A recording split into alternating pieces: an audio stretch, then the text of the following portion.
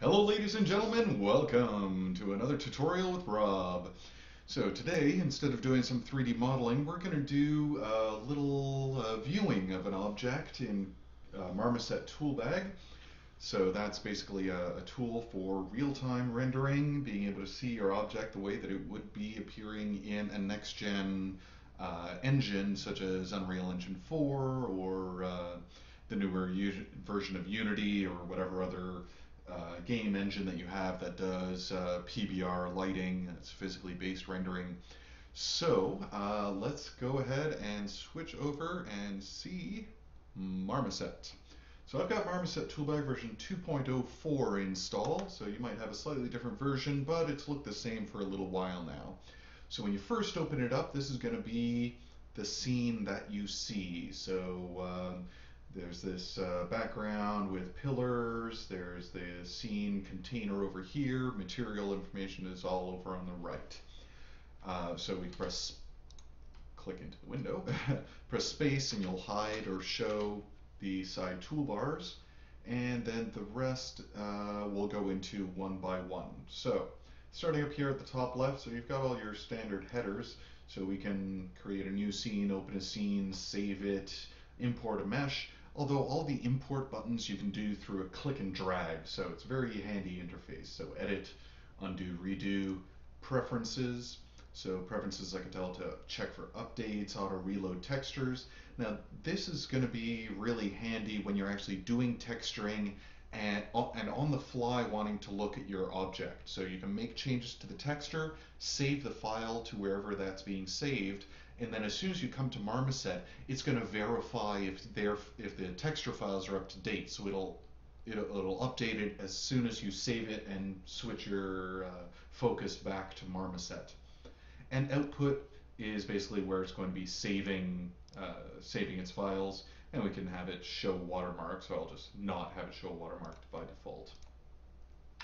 View, hide, show selection, so if you have an object selected, Control H will hide it or show it, show all, frame selection, frame scene, show interface guides, all that, full screen scene, so we can group objects together, we can duplicate selections, we can add a new light. So by default, it's going to use the lighting information from an HDR, a high dynamic range image, and place lights of the right color and quality around the scene that matches the HDR image. But we can add other lights. By default, there's the main camera, but we can add other cameras if you easily want to switch between different views instead of rotating around. And we can go into the Sky browser, which is the same as clicking on Sky and then clicking on presets. Capture, so you can capture an image, so screen grab that. We can grab a turntable, and of course we can check out the settings on that, so how big is the image, what sampling, format. So I save in PNG so it's easy to get the transparency out of it, the alpha out of it, and keep transparency on. And turntable, you can say which direction, how long is it going to rotate for, what's the duration of the rotation. And then help, just the normal stuff. So next in the scene, we've got our sky, which is our background here.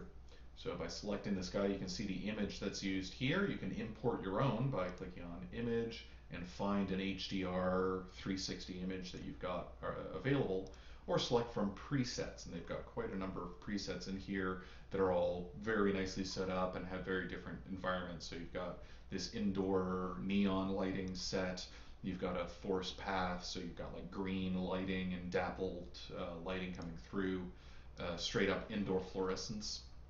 So we have a classroom here, a museum, kind of a pink orange light setup, church, smashed windows, kind of abandoned building, nice Italian style street here. So a bunch of different options available for you, or getting your own is always an option. Then there's the main camera, and we can switch between cameras here if we create a new camera in the scene. We can switch between them. But also you can see all these settings about the camera. So we can change its rotation and position in the world.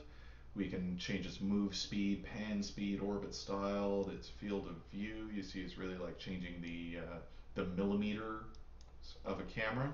So if we go to like a 35 millimeter lens, which is a little bit wide angle, keeps things looking good. We can have a depth of field and change all the details about depth of field, change the aperture on the lens, and we can change the post effect. So we can change the tone mapping between linear and Reinhardt. You can change the exposure, contrast, sharpness. I'm going to leave this all default for now because we don't want to fiddle around with how things are being presented before we even see anything there. So to see some of these other things, let's add stuff to the scene. So I'm going to use a panda that I modeled a little while ago. So this is a cute little panda here. So you see, as soon as I dragged it into the scene, you've got the top hierarchy, that is the object, and each of the objects that are within it as separate pieces of geometry show up as separate objects within the hierarchy. So it's easy for me to, and that's also how you group things together. You can rotate and move things around together or independently, which is very handy that way. So like I was saying, over to render, so we can change the resolution of the render, have it 2:1 accuracy, half accuracy, or just 1:1. I'll just leave it 1:1. Anti-aliasing, so there's not a lot of options here, it's either off or 4x. Stereo 3D is really a real 3D viewing option. It's got a little hung up there as I swept between settings. So you've got the red cyan, red and blue. So if you have the red-blue glasses, you can see that in 3D. Or do the cross-eyed, which is basically if you have a view master, so you can see one image with only each individual eye. You'll be able to see it in 3D, or straight up Oculus Rift. So this is how it appears, and you can view it inside of an Oculus Rift. But for now, of course, we'll just switch that on none so that we've got a standard 3D image.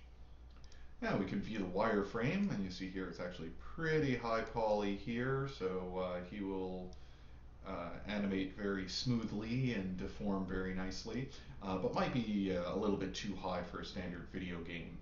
And we can change the color of the outline to whatever we want it to be. We can even change the refractive index, so we can have it kind of shine or not shine depending on light angle, which can be valuable. So we'll just turn that back off. Lighting, I'm immediately going to turn on local reflections, ambient occlusion, and high-res shadows, and we can change the occlusion strength and the occlusion size. And it can get kind of buggered out if you switch it too low or too high, but that's fine there. The watermark is this Marmoset Toolbag, so you can show off to the world that it's in Marmoset Toolbag, that you're viewing this and not in some sort of an engine. That's very nice to give a little credit to the company, and definitely I would suggest turning that on if you're going to be showing off screenshots online.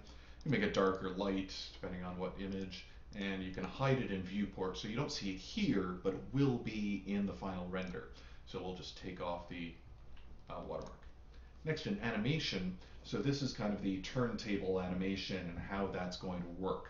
So I can have a scene turntable, and you see at first as I'm moving this, nothing is happening. So as soon as I click on play, it's going to start moving. So you see the scene turntable is really like everything that I've put in the scene is on a table and that's rotating, but nothing else in the world is. We can have the camera turntable, which rotates the camera around everything, including the scene. And then we've got sky turntable, which only rotates the sky around. So we're just going to click stop, comes back to default, and back into the scene. So next, we're going to want to apply some materials to this and have it look really the way it's going to look in game, because right now it's just a default white material that's being thrown onto it by Marmoset. So let's go ahead and I'll open up my textures, and we're basically just going to drop them down here in this material, and I can have new materials. I can, if I make a change to this, like you see here, occlusion map is not included by default. So if I include an occlusion map, this new material is using default settings, which means there is none. But if I duplicate that one, you'll see this one does have the occlusion map just like the first one did because I added it. And we are only going to need this one. We'll rename it by clicking on default and change it to Panda map. And then we basically either click on the checkerboard area and you'll get a browser window, or we can just click and drag it in. So I'm just going to click and drag it in from my folder over here. So we've got an albedo map, which is our straight up color. We've got our gloss map. We've got our normal map, goes up here. And we've got our spec map, which is going to bring that all back down to a more reasonable level. So you see I've got all these maps and I can change settings around in it. So like the gloss map, I can change just how much gloss is happening, especially if you look at the nose here. You can see the gloss really popping in there. And the reflectivity.